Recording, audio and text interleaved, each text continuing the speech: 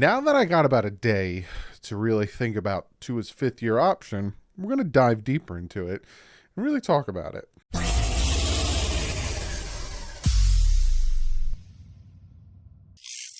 What is up, Finn fans? So yeah, it's been about, not that long. I'm recording this about 2:30 in the morning because I don't sleep.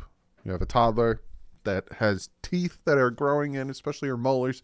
You don't sleep. This is when I do my work. This is when I can do research and not be bothered by the child and the wife. So, yeah.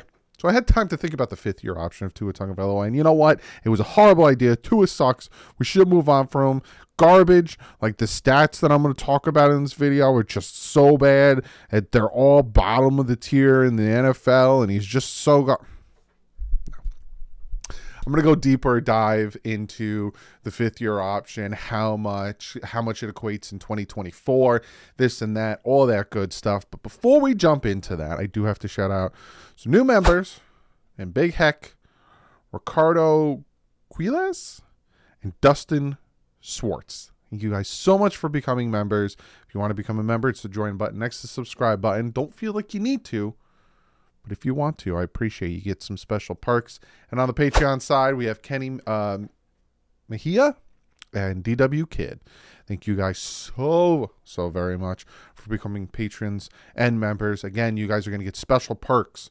It's going to start soon. Free agency starts on Monday. It's going to be crazy town, but then once it dies down, I'm going to give you special videos, you're going to get first dibs on videos when they come out. Like, see, I'm recording this at 2:30 in the morning. I upload it to be released on a certain time. Members and patrons, you're going to get it early. So be sure, if you're a Patreon, there's videos waiting for you to watch, members as well. So go check that stuff out. So let's jump into Tua's fifth-year option, right? Tua Tagovailoa, they picked up his fifth-year option, which is $23.4 million, fully guaranteed for 2024. And if you go back and watch my video on should the Dolphins pick up Tua Tagovailoa's fifth-year option, I said no. I said let him play out 2023, and then you can just give him a long-term contract extension if he balls out. I'm going to get to his stats. So I have a lot we're going to talk about. So that was my thought process because it worries me, his injuries, right? You look at 2021. He had the ribs, I think it was cartilage damage. I don't know if he broke a rib. I can't remember, but I know he had damage to his ribs and he was put on IR. Some people think Brian Flores didn't have to put him on IR. Some people think that Brian Flores did it because Brian Flores didn't like him, yada, yada, blah, blah, blah. Then he had the hand injury. That was a situation that made no sense at all. Even my mother was confused about that because he was injured, but he was the backup against the Texans. But he was injured, but he wasn't starting. So, but if he's injured, God forbid, Jacoby Brissett went down, then Tua has to play. Ravens game. Made no sense. That's where all of a sudden you start looking at the IR move and you're like, don't they have? Because supposedly even Tua was trying to come back in that Buffalo game and play with the injured ribs, and Brian Flores like, no. So you have those injuries. Now, unfortunately, you had the concussions that he is dealing with now. But again, he has gone to multiple experts, and multiple experts tell him there's no long-lasting injury and he's not more susceptible to getting a concussion than anyone else.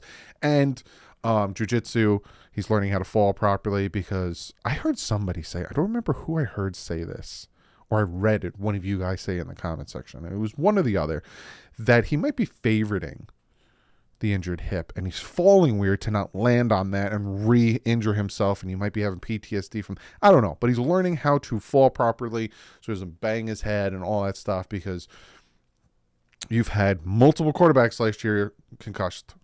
So same thing with the wide receivers. Look at what happened with Devontae Parker, where they tried to line up and run a play and he couldn't even stand right, and they had to, it was a nightmare with the concussions last year, right? So that's where I was like, do you give him the fifth-year option, or do you have him prove it?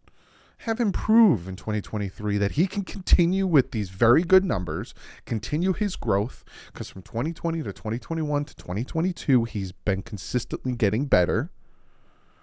Do you have that, okay, continue to get better, but also show us that you can play 17 games, right? Because you look at Justin Herbert, he was banged up to the 9.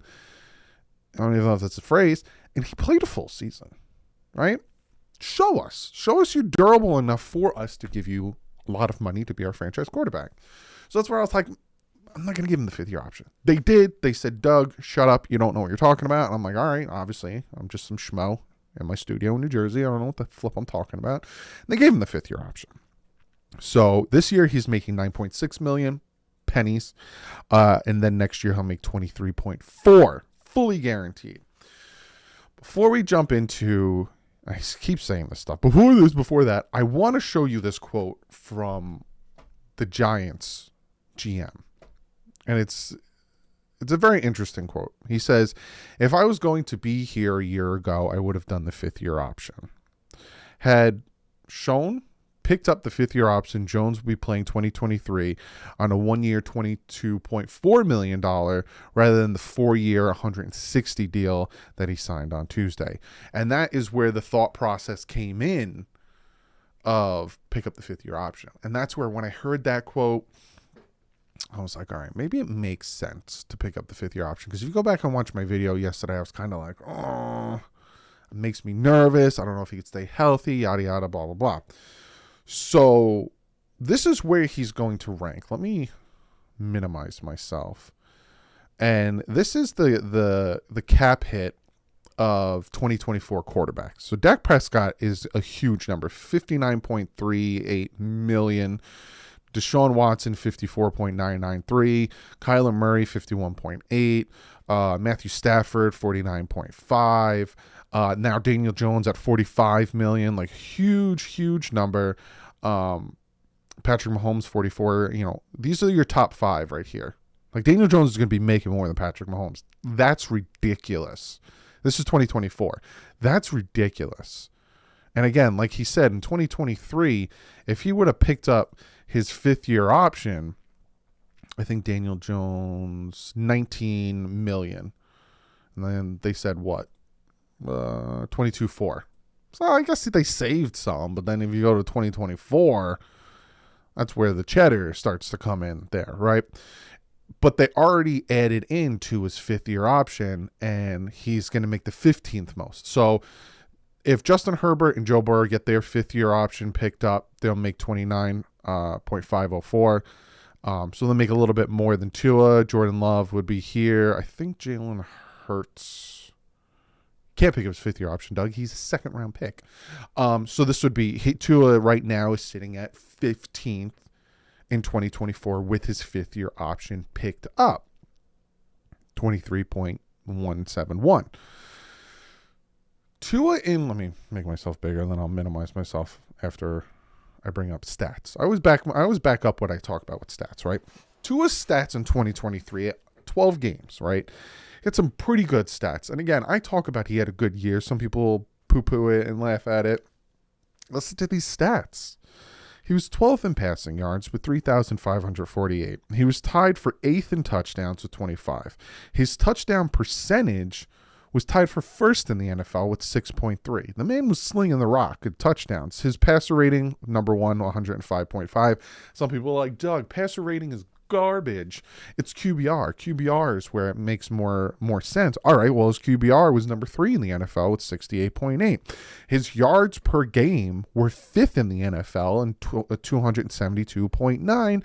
And his in-air yards, meaning it's not the yards per pass, because you could throw the ball and then they can run it the rest, and then it's from his hand to the receiver's hand, was 2nd in the NFL, 9.5. He used to get made fun of, called check down Tua, because he wasn't throwing it far. Now he only throws it far. 2nd in the NFL, 9.5. So you equate that, right? 12th in yards, 8th in touchdowns, 1st in touchdown percentage, number 1 in passer rating, 3rd in quarterback rating, 5th. Take all those numbers, you mash them together, you're looking at like a top, I'm going to just go off of yards, right? But let's just say top 12 quarterback in the NFL, right? You're looking at a top 12 quarterback in 2023, and that's off of 12 games. If you look at the yards per game in 272.5, that's about 1,000 yards if you add another 5 games on there, give or take, if he has having games around 200 yards. That puts him around top 5 in passing yards. I think it's fifth or 6th in the NFL in passing yards with around 5,000. 4,500, 48, give or take.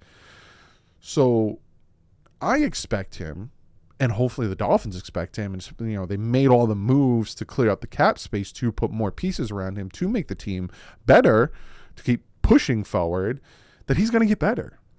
And if he gets better from these stats, which have him ranked around 12th in the NFL with just yards, you look at everything else, he's top 5, then him being paid in 2024 at 15th is a steal. Because if, and again, I'm saying if a lot, and this is what makes me nervous about picking up his 5th-year option, if he builds off of this and he continues to get better, because look at his stats through the 3, this is his best year, and I think it's going to get better, especially if he plays more and he continues to grow. Having him be the 15th highest paid quarterback is a steal. Because if we didn't pick up the 5th-year option, he's probably going to want around 35, 40 million, maybe more, 45, up in this area. This is a steal. This is an absolute steal. So I'm okay with the 5th-year option now, right? It does suck that it's fully guaranteed, and it does scare me that, God forbid, he does get injured. We're on the books for him with 2023, with 23 million. But they also can move on from him with whether trade him. There's different options. So in hindsight, taking a step back, taking a breather, and kind of looking at the situation, I'm happy that they picked up the 5th-year option. I think it was smart. I think you're playing the right hand, like the Giants GM said. If you can go back, he would have picked up the 5th-year option instead of being in the situation where he had to pay Daniel Jones as much as he had to pay Daniel Jones. So it was a smart move. Versus just sitting back and balling out, and it's a teeter-totter type situation, right? He balls out, and you didn't give him the 5th-year option, you're screwed. Some people would still be like, "Oh, we got to trade asset, get rid of him," and blah blah blah. But if he balls out, that shows that he's continuing on that trajectory of being good and continuing to be good. So he kind of screwed. Now you got to pay him, but now they don't have to pay him. They have him for 2 years. Locked up for 2 years. God forbid, you can move on from him, but you're gonna eat a ton of cap casualty if you move on from him next year if he does get injured. That being said, there's one last thing I want to talk about before I end the video. First and foremost, you were seeing this at 10 o'clock in the morning. Today I have to take my wife and my daughter to a baby shower, so I'll be with my dad. I'm going to go to his house and kind of just hang out while they're doing that. So if news breaks of more restructuring, re-signings, this or that, maybe I'll do a video straight from my phone. If not, when I get home, you'll get a video. So if you're like, "Doug, news is breaking," I will tweet it and I will post it in the community, and maybe I'll do a short, but you'll get a full video when I get home. But the other thing I want to talk about is the difference between me and some other people, right? And I'm not talking content creators. I'm just talking about Dolphin fans, some other Dolphin fans, right? This is the way I see it. Say Tua Tagovailoa falls flat on his face and he doesn't get injured, but he has a worse year than he had in 2021. I'm the first one to come out and say, "No, we need to move on," right? I'm the first one to say, well, it didn't pan out. Because I've been consistently saying that's why you don't get the 5th-year option, right? Because you have an opportunity to move on. I am the first one to come out and say we need to move on. He's not continuing his trajectory. He's not continuing to get better. We need to move on because now's the time to get the quarterback we can with Caleb and all these guys.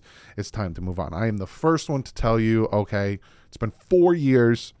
If you're not going to continue to get better, if you're not, we need to move on.